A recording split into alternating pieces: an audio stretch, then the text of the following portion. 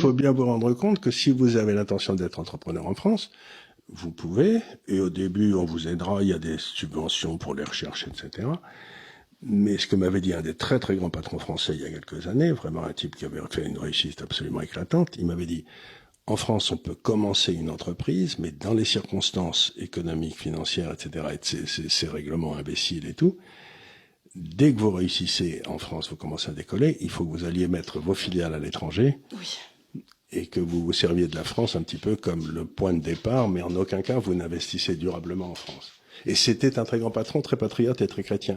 Donc, les gens compétents en France, dans le monde actuel, ceux qui sont absolument nécessaires à la croissance, ne reviendront pas investir en France si on reste dans l'euro, etc. Donc, c'est pas simplement une question de rentabilité marginale, c'est que les types compétents diront, vous êtes gentil, mais non.